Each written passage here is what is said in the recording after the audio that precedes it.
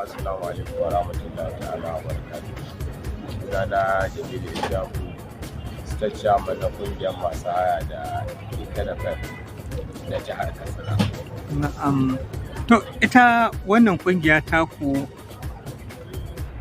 ka daɗe a wannan jiha. Da zuwa yanzu a matsayinka na shugaba me za ka yi alfahari da shi ko kuma ikirari da shi na samun ci gaba?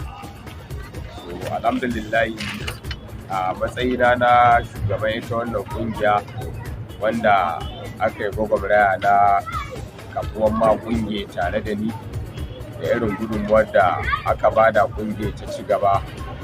Akwai abubuwa na ci gaba da aka samu wanda da wannan ƙungiya tun muna yin ta matakin Katsina local government ya kai ga ƙungiyar nan ta samu haɗin kai ta yi tana tafiya a matakin jiha, wanda a ƙarƙashin matakin jihar nan mun kafa ofisoshi a faɗin jihar Katsina da suka kai ofis 28, wanda a da ofis ɗin nan bai wuce guda 3 ba, Funtuwa ɗaya, Daura ɗaya, sai Katsina ɗaya.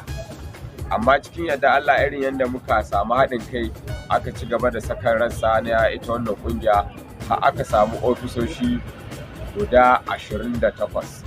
Sannan kuma ita wannan ƙungiya da ana zaune kara zube ba a san kila ma a san waye kai ba, daga ina kake, waye dan uwanka. Aka zo aka yi general registration, ma'ana aka yi rijista ga kowa da kowa dan ƙungiya ya kasance wanda ke sana'ai an san a yi mashi rijista, a yi mashi lamba, a buga mashi jikin ya ƙurƙurar shi ta yadda za a rika gane shi a san ko shi wane ne a cikin ita wannan sana'a tamu. Kuma wannan registration din an yi shi fadin jihar Katsina, ba wai a Katsina local government ba, duka fadin jihar Katsina. Duk local government din da ka je zaka ga suna da registration din su tare da kwan number din su, ana buga jikin body number din.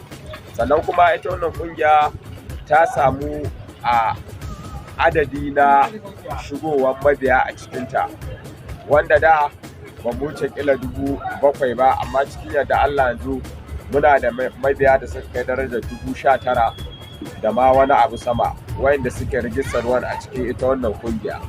Sannan kungiyar nan ta ana yin ta a mataki na local government ta kai matakin jiha, yanzu aka linkin ɗinta da national, shine muka kira ta da Natmoros, wato muka koma muka haɗe da kungiya ta ƙasa. Duka aikace-aikacen da yanzu muna yin shi ne a ƙarƙashin ita wannan uwar kungiya ta ƙasa, da umarnin duk da suke bamu da kuma dokokin da ke akwai, to haka ita wannan kungiya take tafiya.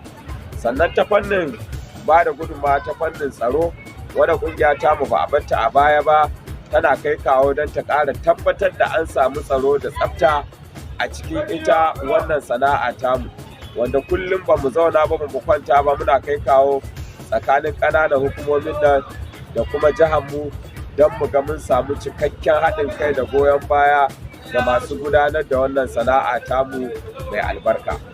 Na'am. Yanzu kamar yadda aka samu faɗaɗe rassunanta, membobinta fa? Membobinta su ma an samu faɗaɗo su. Kamar yadda na ma bayani a baya, na ce da ba mu wuce ainihin namba 6,000 da wani abu, amma yanzu gashi muna da nambas 19,000 hada ma wani abu a sama.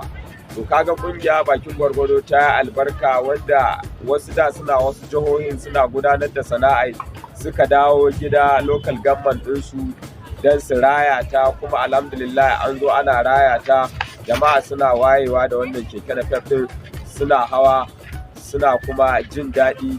Sannan kuma an sama ma matasa aikin dogaro da kansu a ita wannan sana'a tamu, wanda za ka ga a cikinmu akwai wanda sun gama makarantu na sakandare, wasu sun yi na higher institution, wasu ma sun zanto sun yi digiri, wasu sun yi diploma, wasu sun yi NCE, dai gashi nan wurin, amma suna cikin wannan sana'a tamu. Shi wani sako ke gare ka kenan? Na farko dai muna godiya ga Allah subhanahu wataala ta musamman, sannan muna godiya ga gwamnatin jihar Katsina da masarauta da jami'an tsaro da ku kanku 'yan jaridu da kuma masu sayan wannan keke NAPEP ɗin, suna taimakawa matasa da dukkan dai wanda suke taimakon mu akan sana'ar mu ta ci gaba ta ɗore. Muna godiya ta musamman. Sannan ina kira ga direbobi 'yan uwana da su rike sana'arsu da mahimmanci da daraja, su bi doka su bi ka'ida, duk abin da ya saba ma doka ko ka'ida 'yan uwana direbobi su nisance shi. Kuma muna godiya ta musamman ga shugabannin kungiya irin yadda muke tare da su muke aiki dare da rana, safe da yamma, don ganin wannan sana'a ta mu ta ci gaba da kuma ita wannan kanta kungiya ta ci gaba. Muna ma Allah subhanahu ta'ala godiya. Allah ya ƙara ƙarfafa mu, ya kare mu daga dukkan sharri, ya kuma taimake mu, ya ba mu nasara mai yawa.